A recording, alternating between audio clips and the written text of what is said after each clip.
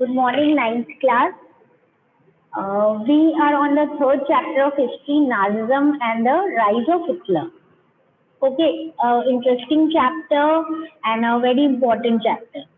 Today we will try to just understand this chapter as a story, and then we will go into the details of each and every part of this chapter. Okay, so let us start, and all of you just concentrate and just listen to it as a story. Now as you may have notice कि जैसे अपनी बहुत बार कोई भी जैसे movies या किसी में कैसे दिखाते हैं कि पहले तो फ्लैशबैक, पहले एक मेन इवेंट दिखा देते हैं, फिर उसका फ्लैशबैक दिखाते हैं, है ना। वैसे ही जनरली अपनी हिस्ट्री की बुक्स में चीजें दी हुई है।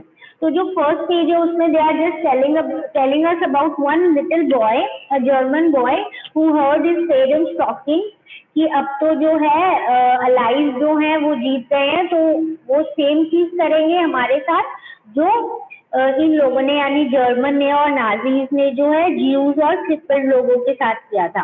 सो they were actually just discussing कि अगर इतना मतलब क्रूअल बिहेवियर उनके साथ होगा, इससे बेटर तो I should they commit suicide और should they be ready for the consequences.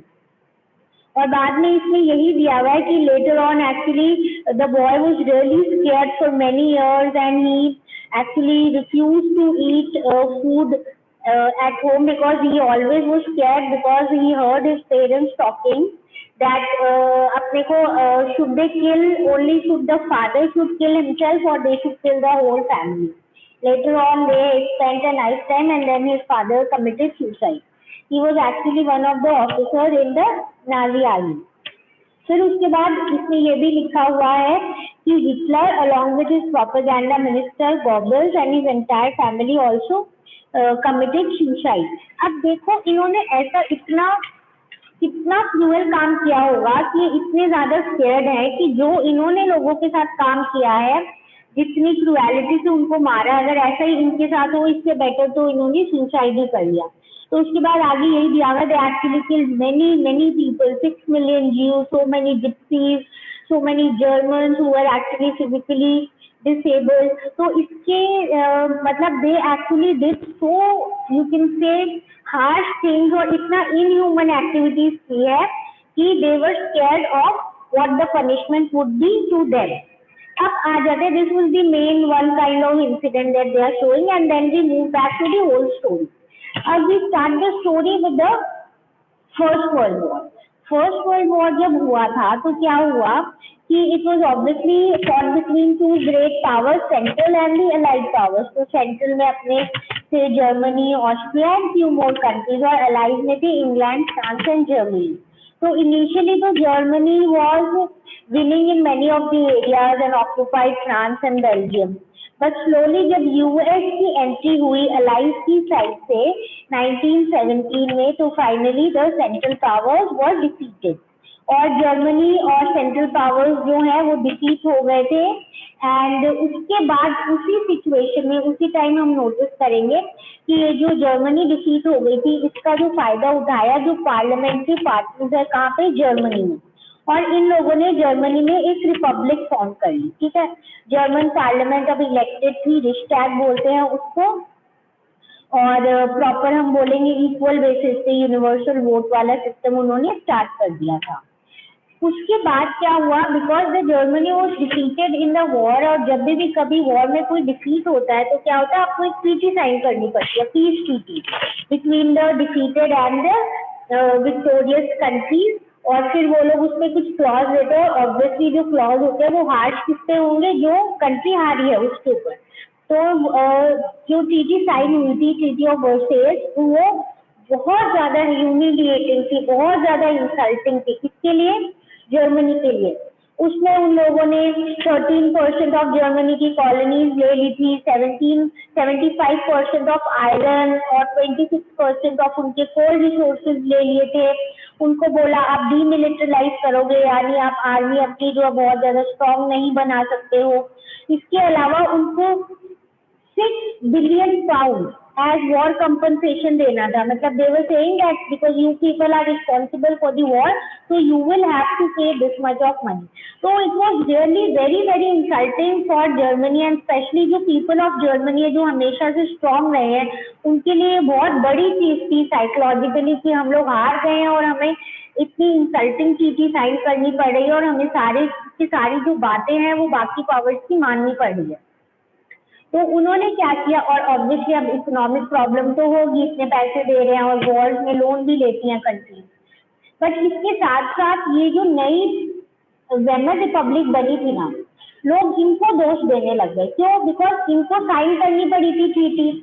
लोग जो है वो ये बोल रहे थे कि उनको ट्रीटी साइन नहीं करनी चाहिए थी, और ट्रीटी बिकॉज नवंबर में साइन हुई थी तो इनको नवंबर क्रिमिनल्स के फॉर्म में जो जर्मनी के लोग हैं वो मॉक करने लग गए थे। दो बिकॉज कॉमन पीपल बिलीव कि हो सकता है जर्मनी जीत जाती है, अभी कोई जरूरत नहीं थी पीस ट्रीटी साइन करने की। But what ever it be, लोग जो है वेमर रिपब्लिक से एकदम भी हैप्पी नहीं थे, एंड अभी नई ये रिपब्लिक और ये डेमोक्रेसी जैसा कुछ आया था जर्मनी में, but the people were not happy because they held it responsible for the humiliating defeat of Germany. अब क्या हुआ कि फर्स्ट वर्ल्ड वॉर के बाद पूरे यूरोपियन सोसाइटी में क्या हुआ कि लोग जो है अब सोल्जर्स को ज्यादा ग्लोरीफाई करने लग गए कि सोल्जर्स बनो। मीडिया ने भी बोला बहुत अच्छी लाइफ होती है सोल्जर्स की, जबकि एक्चुअली में ऐसे कोई इतनी अच्छी लाइफ नहीं थी, but they were doing like this so that अब नाउ दे वांटेड कि अगर फ्यूचर में ऐसा कुछ भी हुआ, ऐसी कोई वॉर, तो हर कंट्री जो है वेल प्रिपेयर्ड हो and should be easily able to face the other country. बहुत सारी प्रॉब्लम हो रही थी। नाउ जर्मनी में एक जो और बहुत बड़ी मेजर प्रॉब्लम हुई थी वो थी कि जर्मनी को अब देना था बहुत सारा लोन। पहले तो वॉर के लिए लोन भी लिया हुआ था, अब कंपनसेशन भी देनी थी, तो अब इतने पैसे तो थे नहीं इनके पास। ये सारे के सारे पैसे कैसे दे रहे थे उनको? गोल्ड के फॉर्म में, गोल्ड रिजर्व में। अब गोल्ड रिजर्व भी कम होने लग गए तो जर्मनी ने बोला हम और पैसे नहीं दे सकते हैं। तो बहुत सारी, जैसे फ्रांस है, उन्होंने जो जर्मनी की मेन एक एरिया थी इंडस्ट्रियल एरिया रूर, उसको मतलब अपने अंडर ले लिया, वहां से वही कोल वोल हम लेंगे। जर्मनी ने सोचा क्या करें, तो जर्मनी ने क्या सोचा कि एक काम करते हैं, बहुत सारे पैसे प्रिंट करना शुरू कर देते हैं। अब इतनी करेंसी उन्होंने प्रिंट की, दे डिड नॉट थिंक कि ये जो अपना अभी भी चलता है ना कि $1 इज इक्वल टू सपोज अगर इंडिया की करेंसी के बारे में बात करें तो 70 रुपीज होते हैं, 65 rupees, whatever it is. वैसे every country is related and their currencies are also linked. पर उन्होंने तो इतनी मनी जो है प्रिंट की, इतनी सर्कुलेशन में लेके आ गए कि उनकी जो करेंसी है जिसको मार्क बोलते हैं वो धीरे धीरे एकदम ही उसकी वैल्यू कम हो गई। इतनी कम हो गई कि अप्रैल में एक $1 वॉज इक्वल टू 24,000 मार्क्स। और इमेजिन जुलाई में जो है $1 इज इक्वल टू 3,63,000 मार्क्स, और ये वैल्यू बढ़ती ही जा रही थी लैक्स एंड करोड़ में। मतलब मार्क्स की जो वैल्यू है वो इतनी कम हो गई कि हम लोग मतलब we even can not imagine it कि even if they wanted to go to buy a bread तो उनको इतनी मतलब भर के पैसे उनको करेंसी लेके जानी पड़ती थी। और ऐसी सिचुएशन को बोलते हैं हाइपर इन्फ्लेशन, मतलब बहुत ज्यादा इन्फ्लेशन, चीजों के रेट बहुत ज्यादा बढ़ गए थे। जैसे ऐसे एक लोग को ब्रेड, एक इनको ब्रेड लाने के लिए भी बहुत सारे कार्ट लोड भर के करेंसी लेके जानी पड़ती थी। सिचुएशन हो गई थी जर्मनी की बहुत ही खराब। इस टाइम पे यूएस आगे आया and US said I will help you, I will give you few loan, और एक प्लान इंट्रोड्यूस किया, डॉट प्लान जिसको बोलते हैं, कि जर्मनी की जो पोजीशन है वो थोड़ी ठीक हो जाएगी, और थोड़ी ठीक होने भी लग गई थी। बट अब क्या हुआ, क्योंकि वो सिर्फ यूएस के लोन पे डिपेंड होके वो लोग अपनी इंडस्ट्रीज और बाकी चीज धीरे धीरे डेवलप कर रहे थे, टोटली लोन पे।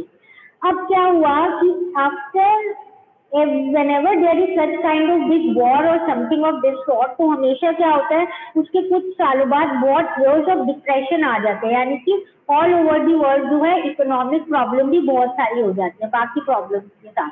तो अब क्या हुआ, अमेरिका में वॉल स्ट्रीट एक्सचेंज जो है वो क्रैश हो गया 1929 में।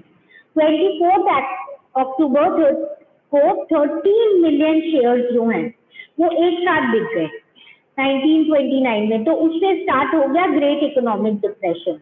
फैक्ट्रीज बंद होने लग गई, एक्सपोर्ट्स अब एकदम कम होने लग गए, फार्मर्स के पास काम नहीं था, लोग अपने पैसे वापस ले रहे थे। यूएस की खुद की इकोनॉमी इतनी ज्यादा इससे क्या होगी, बैडली इफेक्ट हो गई। तो जब उनकी खुद की ही प्रॉब्लम आ रही है तो वो बेचारे जर्मनी को कैसे लोन देंगे?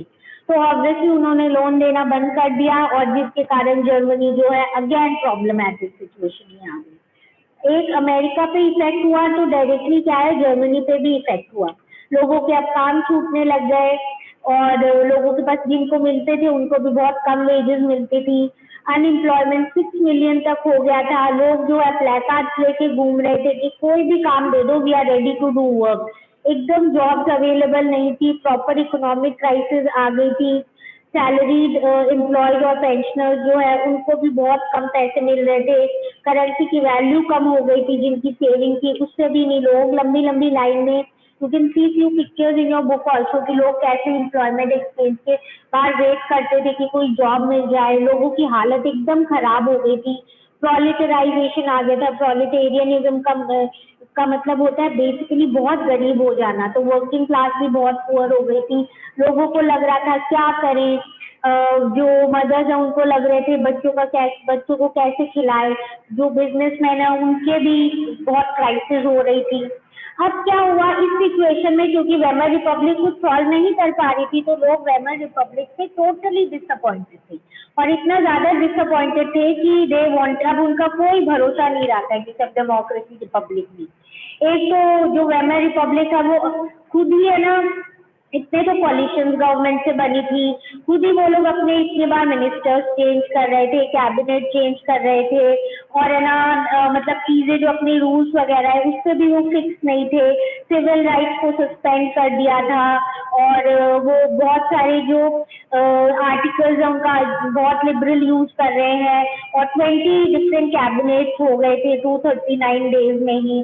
तो पार्लियामेंट जो उनकी अच्छे से नहीं चल रही थी और मतलब ना हम बोलेंगे बिकॉज कॉलिशन है तो अलग अलग टाइप के सब लोग पार्टीज में थे ना, वो लोग एक साथ मिलके कुछ काम कर रहे थे ना, कोई सॉल्यूशन हो रहा था। तो people were really disappointed and they did not have any hope in democracy और रिपब्लिक। और इसी टाइम पे we see the entry of Hitler. Now, before moving on to the details how Hitler, whatever the Hitler did, थोड़ा सा इनका background देख लेते हैं। हिटलर जो है बेसिकली 1889 में ऑस्ट्रिया में बॉर्न हुए थे और पुअर फैमिली को बिलोंग करते थे। जब फर्स्ट वर्ल्ड वॉर ब्रेक हुआ था तो बेसिकली इन्होंने आर्मी ज्वाइन की थी एज ए मैसेंजर, पर इनका काम बहुत अच्छा था कि ही बिकेम कॉर्पोरल और उसके बाद ये जो है इन्होंने बहुत सारे मेडल्स भी जीते थे। जब जर्मनी हारी किसमें, फर्स्ट वर्ल्ड वॉर में, he was really upset and angry also. But जब आगे इन्होंने देखा, इन्होंने उसके बाद ज्वाइन कर ली थी 1919 में एक small group German workers party और बाद में खुद उसके हेड जैसे बन गए थे और उसको रीनेम कर दिया था national socialist German workers party, जिसको हम नाजी पार्टी के नाम से भी जानते हैं। अब उसके बाद जब ट्रीटी ऑफ वर्साइल्स साइन हुई ना, तब तो he was again very furious, he wanted to do something for the country. तो अब इन्होंने कोशिश भी की थी कुछ एरिया को कैप्चर करने की, इनको अरेस्ट कर दिया गया था तो ज्यादा तब तक कुछ कर नहीं पाए थे। बट एक्चुअली में इनकी जो पार्टी है ना, ये इनका मोबिलाइजेशन जो है या इनकी जो फेम है वो बेसिकली 1930 के बाद ही ग्रो हुई, तो ग्रेट डिप्रेशन के कारण। क्योंकि जब बैंक बंद हो गई, लोगों के पास काम नहीं थे, तो ये अपना एक ऐसा प्रोपेगेंडा लेके आए थे जिससे लोगों को होप मिल गई थी। एक्चुअली में 1928 में जब नाजी पार्टी ने इलेक्शन लड़ा था तो 2.6% से ज्यादा इनको वोट नहीं मिले थे, अराउंड 2.6% मिले थे रिश्टैग के लिए, रिश्टैग जो जर्मनी की पार्लियामेंट है। बट 1932 में 37%, सोचो 2.6 से 37%, इतना बड़ा और लार्जेस्ट पार्टी हो गई थी इस टाइम पे। अब ऐसा हुआ क्यों? Because he was a brilliant speaker, वो देते जिसको बोलते बहुत अच्छा बोलते थे, एक पैशन था इनके वर्ड्स, ये जब बोलते थे ना तो लोग पूरा मोटिवेटेड हो जाते थे। ही सेड, ही प्रॉमिस्ड कि if you people vote for us, we'll give you a very strong nation, जो ट्रीटी ऑफ वर्सेल्स में ह्यूमिलिएशन हुई है उसका रिवेंज लिया जाएगा, लोगों की जो रिस्पेक्ट है उसको मैं वापस लाऊंगा, लोगों को काम दिलाऊंगा, और है ना फॉरेन इन्फ्लुएंस जो है वो इंडिया से सब हटा, फॉरेन इन्फ्लुएंस सॉरी जर्मनी से है वो सबका सब मैं क्या कर दूंगा, रिमूव कर दूंगा। तो उनका जो पॉलिटिक्स का स्टाइल था and the way he used to deliver whatever he used to speak, लोग जो मोबिलाइज हो जाते थे, मतलब लोग एकदम मास में आते थे इनकी बातें सुनने, एकदम इसको फॉलो करते थे। इन्होंने अपने अलग अलग सिंबल्स बनाए थे, रेड बैनर्स बनाए थे, स्वास्तिक जैसा साइन था, थोड़ा उल्टा स्वास्तिक टाइप का, नाजी सैल्यूट था इनका, लोग मतलब अलग टाइप से अपलॉज करते थे इनकी स्पीचेस पे, एकदम देख के लोगों में भी क्या है एक एनर्जी जैसे आ जाती थी, इनको सेवियर मानने लग गए थे लोग कि अब जो हिटलर है वही एक मसीहा है, वो ही अपनी कंट्री के लिए क्या कर पाएगा, कुछ कर पाएगा। तो ऑब्वियसली जब एक बार ये लोग जीत गए तो उसके बाद क्या हुआ, 30 हम देखेंगे 30 जनवरी 1933 को जो प्रेसिडेंट थे हिडेनबर्ग, इन्होंने चांसलरशिप इसको इनको हाईएस्ट पोजीशन जो होती है कैबिनेट ऑफ मिनिस्टर में वो हिटलर को दे दी थी। अब हिटलर ने ऑब्वियसली अब इस टाइम पे इन्होंने सोचा कि डेमोक्रेटिक रूल को अपने को हटाना है यहाँ से और डिक्टेटरशिप लानी है। तो इसी टाइम से पता नहीं ये मिस्टीरियस कैसे हुई is actually something that people don't know कि जर्मनी के पार्लियामेंट में आग लग गई। तो फिर इन्होंने क्या किया, 28 फरवरी 1933 को एक फायर डिक्टेट ऑर्डर निकाला जिसमें लोगों की जो सिविक राइट्स है, जो मेन राइट्स होती है कॉमन पीपल की, जैसे freedom of speech, press, assembly, और ये जो थोड़ा बहुत जो डेमोक्रेसी रिपब्लिक वाले वो सब कुछ हटा दिया, जो वेमर रिपब्लिक ने गारंटी की थी, ये सारे के सारे इन्होंने क्या किए, हटा दिए यहाँ से। अब क्या हुआ, इन्होंने स्टार्ट किया कि जो भी कम्युनिस्ट है, जो भी इनके अगेंस्ट है, उनको कंसंट्रेशन कैंप्स में डालना। Concentration camps was very very you can say traumatic thing, जहाँ पे लोगों को ले जाके they used to kill them. Gas chambers होते थे, गैस चैम्बर्स में ये लोग पॉइजनस गैस रिलीज करके लोगों को मारते थे, बहुत अलग अलग तरीके से मारते थे, बहुत टॉर्चर करके मारते थे। इसके बारे में आगे डिटेल में है। तो बेसिकली इन्होंने उसके बाद धीरे धीरे इन्होंने क्या किया, इनेबलिंग एक्ट पास किया जिसमें डिक्टेटरशिप एस्टैब्लिश कर ली 3 मार्च 1933 को, और हिटलर ने अब सारे के सारे पावर्स क्या कर लिए, अपने हाथों में ले लिए, पार्लियामेंट को हटा दिया, सारी जो पॉलिटिकल पार्टीज है, ट्रेड यूनियन, सबको बैन कर दिया नाजी पार्टी के अलावा, सब कुछ अपने अंदर ले लिया, economy, media, everything under them. और अलग पूरा प्रॉपर चेक रखते थे वो, प्रॉपर उनकी यूनिफॉर्म में ऑफिसर्स होते थे, थोड़े से विदाउट यूनिफॉर्म भी होते थे, सीक्रेट एजेंट जैसे, जो चेक करते थे कि कोई भी इनके खिलाफ कुछ बोले ना, ठीक है। अब इसमें ये जब हिटलर आए तो हम देखेंगे कि हिटलर ने डेमोक्रेसी डिस्ट्रॉय कर दी और ही सेड कि now we need to more focus on the dictatorship. तो डेमोक्रेसी तो डिस्ट्रॉय कर दी थी, but he also did few you can say developmental work.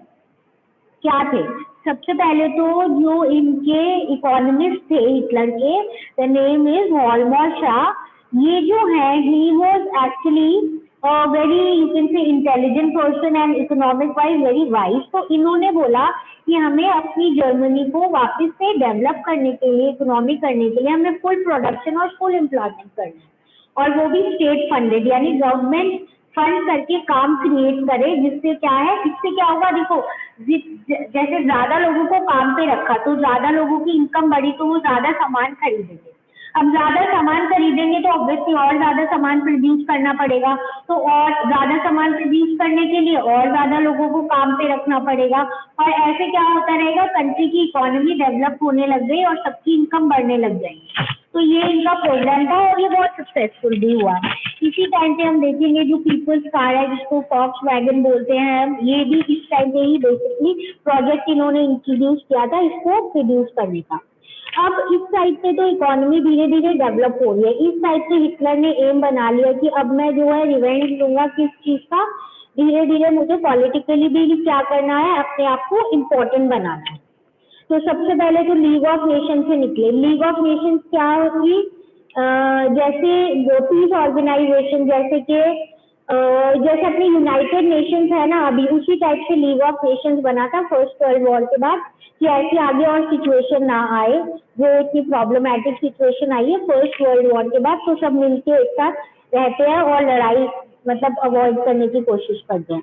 तो लीग ऑफ नेशन से निकले ही 1933 में, राइनलैंड को वापस से ऑक्यूपाई कर लिया, ऑस्ट्रिया और जर्मनी को एक साथ मिला लिया और स्लोगन दिया one people one empire one leader. ठीक है, तो one empire one people one empire one leader मिलके वो लोग तो ये दो कंट्रीज जो आपस में साथ हो गई। उसके बाद उन्होंने अलग अलग जगह पे अलग अलग एरिया को अपने अंडर ले लिया, चेकोस्लोवाकिया को, सुडेटनलैंड, ये सारी जगह को अपने अंडर ले लिया धीरे धीरे कि हम लोग सब एक है या फोर्सफुली एंड एनीवे बेसिकली ये कर रहे थे और इनको समवॉट सपोर्ट था इंग्लैंड। अब बिकॉज ये जो वर्सेस की ट्रीटी थी बहुत ज्यादा हार्श थी, इसका ही हम बोलेंगे समवॉट बदला लेने के लिए ये कर रहे थे। तो अब क्या हुआ कि धीरे धीरे जैसे ही ये हिटलर सक्सेसफुल हो रहे थे तो ये और आगे पॉलिटिकली और एक्सपैंड करना चाहते थे। इस टाइम पे इनकी जो इकोनॉमिस्ट थे हॉलमर शॉ, इन्होंने ये बोला कि सर अपने को आर्मामेंट पे कम खर्च करके अब अपने को ये इकोनॉमी पे ही फोकस करना चाहिए, क्योंकि अभी भी हम लोग डेफिसिट फाइनेंसिंग है, पैसे अभी इतने पास नहीं है, इकोनॉमी इतनी भी डेवलप नहीं हुई है। पर कॉशियस पीपल जो बहुत ज्यादा सोच के ध्यान से ऐसे शांत सावधानी से चलते हैं, उनके लिए नाजी जर्मनी में कोई जगह नहीं थी और उन्होंने ऑब्वियसली उनको वहां से निकाल दिया। और हिटलर ने बोला कि नहीं, I have to now expand and somehow take the revenge of whatever was done in the first world war with Germany and the treaty of Versailles. अब उन्होंने हर तरीके से अपने रिसोर्सेज इकट्ठे किए कि I am ready to fight the war. सितंबर 1939 में जर्मनी ने क्या किया, इन्वेड कर लिया किसको, पोलैंड को, जिसके कारण एक उनकी वॉर शुरू हो गई। ऑब्वियसली फ्रांस और इंग्लैंड ने सोचा कि ये ज्यादा ही एक्सपैंड हो रहा है जर्मनी, तो इसके अगेंस्ट अपने भी वॉर स्टार्ट कर देते हैं। सितंबर 1940 को उन्होंने एक ट्रिपार्टाइट पैक्ट साइन की, किसने, तीन कंट्रीज ने, जर्मनी, इटली और Japan. I am repeating, Germany, Italy और जापान ने ट्रिपार्टाइट पैक्ट साइन किया 1940 में कि हम लोग तीनों साथ मिलकर क्या करेंगे, वॉर करेंगे against the other power which is France and England. अब जो ये नाजी जर्मनी है ये बहुत पार्ट्स ऑफ यूरोप में हमने देखा कंट्रोल कर चुकी है। तो अब 1940 के अराउंड हिटलर बहुत ज्यादा पावरफुल हो गया था, एकदम अपने टॉप पे पहुंच गया था। तो इसने अब सोचा कि मैं ईस्टर्न यूरोप के मतलब अब मैं बाकी यूरोप जो पोर्शन है वहां पे भी क्या कर लूं, अपना कंट्रोल कर लूं, Eastern Europe as well as Western Europe. और वो चाहते थे कि भाई मेरे जो जर्मन लोग हैं उनके लिए ज्यादा स्पेस हो रहने के लिए, ज्यादा रिसोर्सेज अवेलेबल है। और फिर जर्मनी ने अटैक किया सोवियत यूनियन पे जून 1941 में। ये सबसे बड़ी गलती थी, इसको हिस्टोरिक ब्लंडर बोलते हैं हिटलर का, क्योंकि इससे क्या हुआ, जर्मनी जो है वेस्टर्न फ्रंट पे तो ब्रिटिश, एक साइड से ब्रिटिश से लड़ रही थी और दूसरी साइड पे अब इन्होंने सोवियत यूनियन को भी अटैक कर दिया। तो दोनों साइड से फाइट करना मुश्किल हो रहा था। रशिया की आर्मी बहुत, सोवियत यूनियन की आर्मी बहुत स्ट्रांग थी और उन्होंने जर्मनी को स्टालिनग्राड में बहुत ज्यादा बुरी तरीके से हरा दिया। और ऑब्वियसली जर्मनी के सोल्जर्स को अब पीछे जाना पड़ा बर्लिन की तरफ, बिकॉज जो सोवियत की आर्मी है उन्होंने जर्मनी को बुरी तरीके से डिफीट कर दिया था। इसी टाइम पे मीनवाइल यूएस जो है it never wanted to enter the war because it knew कि जो फर्स्ट वर्ल्ड वॉर के बाद जो इतना बड़ा इकोनॉमिक डिप्रेशन हुआ है और बाकी भी जितनी प्रॉब्लम्स हुई है, दे डिड नॉट वांट कि ऐसे वापस सिचुएशन आए, so they were not willing. But actually में क्या हुआ, जापान अपना पावर बढ़ाना चाह रहा था, इसीलिए it attack French Indo China and it was also planning now to attack the US naval bases in the Pacific area. तो जापान ने एक्सटेंड किया सपोर्ट हिटलर को, बॉम्ब किया यूएस के पर्ल हार्बर पर। अब जब now when it has attacked US will not stay quiet, it was one of the most powerful countries, तो वो तो खुद ही आना नहीं चाह रहे थे वॉर में। पर अगर जापान ने अटैक किया ऑब्वियसली अब तो क्यों बैठेंगे नहीं, they will not stay quiet. US ने सेकेंड वर्ल्ड वॉर में एंटर किया, एंटर करते ही यू नो कि war ended by Hitler's defeat and the defeat of their side basically, और यूएस ने ड्रॉप कर दिया था finally atom bomb Hiroshima in Japan पे, जिससे जापान के ऊपर बहुत अपने को पता है कितने नेगेटिव इफेक्ट है, जो हमें आज तक भी पता है। तो बेसिकली ऐसे finally second world war and हुआ। और इस सेकेंड वर्ल्ड एंड होने के बाद जो हमने चैप्टर स्टार्ट किया था, जो फर्स्ट स्टोरी थी, क्या थी कि एक बच्चा है हेलमट और उसके फादर की स्टोरी की उसके फादर और उसके फैमिली डर रहे हैं कि अब तो जर्मनी हार गई है, तो कहीं जर्मनी के साथ वैसा ना हो, जर्मनी के लोगों के साथ जैसा जर्मनी ने काफी ज्यूज और जो बाकी सेक्शंस ऑफ सोसाइटी है उनके साथ जितनी बुरी तरीके से उनको टॉर्चर करके मारा है, वैसा ना हो। तो वो वाली चीज जो है वो पूरा इस सेकेंड वर्ल्ड वॉर के एंड के बाद आएगी वो स्टोरी, ठीक है। तो with this we understand the basic concept कि हुआ क्या था आफ्टर फर्स्ट वर्ल्ड वॉर से सेकेंड वर्ल्ड वॉर के बारे में। अब मैं बार बार एक बात बोल रही हूँ कि उन्होंने बहुत टॉर्चरसली बहुत बुरी तरीके से मारा था ज्यूस को और बाकी लोगों को, तो उसके पीछे उनका व्यू क्या था? तो एक बेसिक आइडियोलॉजी थी, एक सोच थी, वो हिटलर की थी, उसी को हम नाजी की सोच बोल देते हैं। उसके हिसाब से जो सोसाइटी है ना वो रेशियली डिवाइडेड है, हायरार्की है, ऑर्डरवाइज अरेंज्ड है, जिससे सबसे ऊपर तो है नॉर्डिक जर्मन आर्यन, ठीक है, और सबसे नीचे है ज्यूज। और इनके हिसाब से ही सेड कि जो अपर सेक्शन है, ये जो अपर हम बोलेंगे रैंक वाले लोग हैं, सिर्फ इन्हीं को अच्छे से जीने का हक है, बाकी को जीने का हक नहीं है, ये लोग इम्प्योर है, इनको सीधा मार दो। तो that is what he said, और इसके लिए इन्होंने बहुत कुछ मतलब रीजन दिए थे विच वर एक्चुअली नॉट करेक्ट। इन्होंने बोला था कि भाई जो जैसे चार्ल्स डार्विन ने दी है कि सर्वाइवल ऑफ द फिटेस्ट, वैसे ही मैं कर रहा हूँ, फिटेस्ट वो है वो सबसे सुपीरियर नॉर्डिक जर्मन आर्यन था, बाकी को मार दो। पर चार्ल्स डार्विन वगैरह ने तो ये बोला था कि नेचर डिसाइड करती है कि कौन जो सस्टेन कर पाता है, रह पाता है, वो सर्वाइव करता है, बाकी नहीं कर पाते हैं। उसके अलावा लेबेनस्टॉर्म बोला था, जिसमें उन्होंने बोला मुझे अपने लोगों के लिए ज्यादा स्पेस चाहिए, ज्यादा हमें रिसोर्सेज चाहिए अपने लोगों के लिए, और ये सेट कि सिर्फ जर्मन नॉर्डिक आर्यन और थोड़े और जो लोग हैं वो डिजायरेबल है, बाकी सारे अनडिजायरेबल है, सबको मारो। और वो बुरी तरीके से मारते थे, उनको कंसंट्रेशन कैंप्स में लेके जाते थे और उनको गैस चैम्बर्स में डालते थे, अलग अलग उससे एक्सपेरिमेंट्स होते थे और उनको they used to kill them. और ये वर्ड से छुपा हुआ था, I tell you how. And सबसे ज्यादा वो ज्यू से इसलिए नफरत करते थे, he said that is the way of expressing कि भाई ये लोग क्यों खराब है, क्योंकि भाई ये लोग जो है ये लोग ही किलर्स ऑफ जीसस क्राइस्ट है, और ये लोग तो ऐसे मनी लेंडर्स है जो लोगों को बहुत ज्यादा इंटरेस्ट लेके जो है मतलब पैसे देते हैं, तो ये लोग अच्छे लोग नहीं है, तो इन्हें मार देना चाहिए अपने को। तो जब सबसे पहले पोलैंड को इन्होंने नाजी ने अपने अंदर लिया था ना, तो पोलैंड के लोगों को इधर उधर कंसंट्रेशन कैंप्स में भेज दिया था, और जो अच्छी अच्छी जगह वो अपने जर्मन लोगों को दे दी थी। और फिर ट्राई मतलब बच्चों को चेक करते थे कि अगर नॉर्डिक जर्मन या आर्यन है तब तो उनको जिंदा रखते थे, वरना कंसंट्रेशन कैंप्स में भेज देते थे। तो ये अलग अलग तरीके से रेस चेक करते थे, बोलते थे हमारे पास रेस एक्सपर्ट्स हैं, वो रेस चेक करते हैं, इस टाइप से।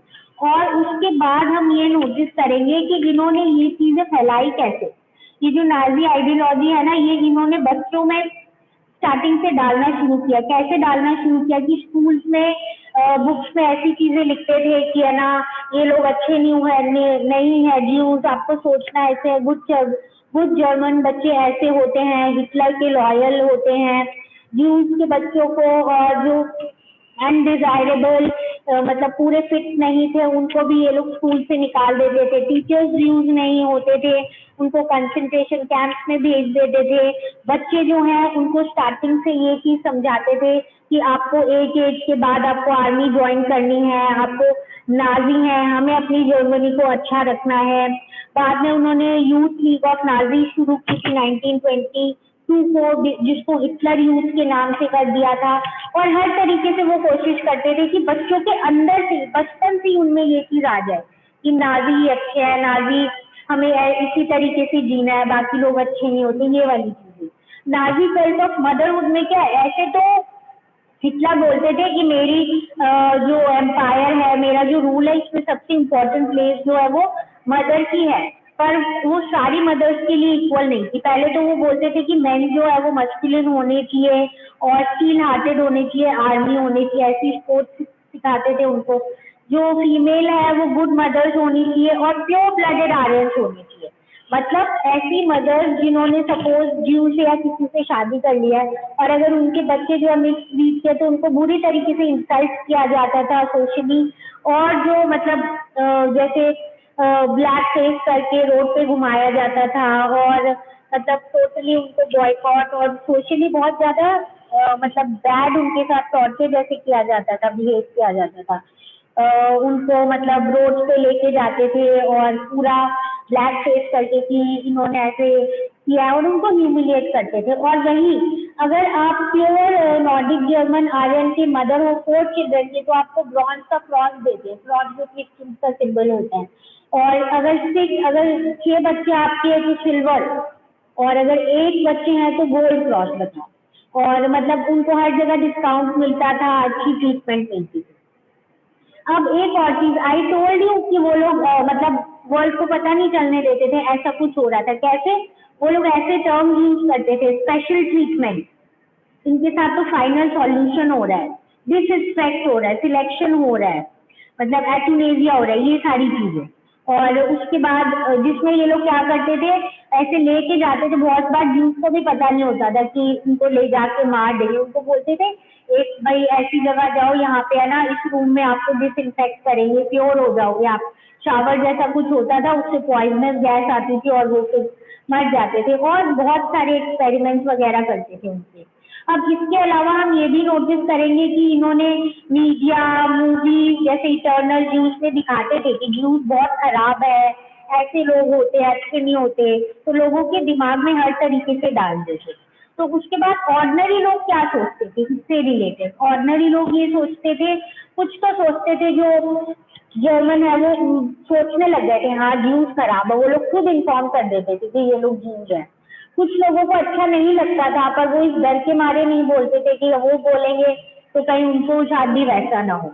और कुछ लोग जो है, जो बेचारे ज्यूस है, वो तो बेचारे रोज के रोज ये सोच के मरते थे कि आगे क्या होगा उनके साथ।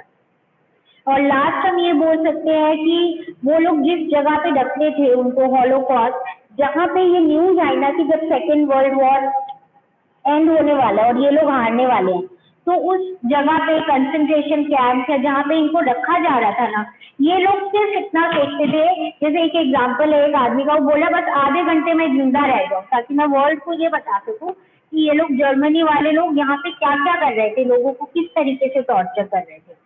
और ये लोग, वो लोग तो कभी भी ये चीज बाहर नहीं आने देना चाहते थे क्योंकि उनको जैसे ही न्यूज पहुंची कि हारने वाला है वर्ल्ड, ये जर्मनी वर्ल्ड वॉर में, तो ये लोग सारे डॉक्यूमेंट जलाने वलाने भी लग गए। और एक और चीज है, ये लोग तो टर्म्स भी ऐसे यूज करते थे, final judgement, special treatment, disinfectant, selection, euthanasia, तो लोगों को पता ही नहीं चले। पर ये जो लोग हैं जो वहाँ पे रहते थे, वो लोग फिर भी लिख लिख के डायरीज में और अलग चीजों में सेव करके रखते थे। वहाँ कैसे किसी किसी ने, जैसे वो कैंस होते हैं ना, मिल्क कैन, उसमें लिख के सबूत के तौर पे उसको बंद करके रख दिया कि लोग बाद में इसके बारे में पढ़े। ऐसी बुक में एक पिक्चर दी हुई है, Denmark secretly rescued their Jews from Germany, एक छोटी सी बोट में छुप छुप के। तो अपने पास एविडेंसेस हैं जिससे अपने को पता चलता है कि बहुत ज्यादा टॉर्चरस तरीके से हिटलर ने लोगों को मारा था अपनी आइडियोलॉजी के कारण।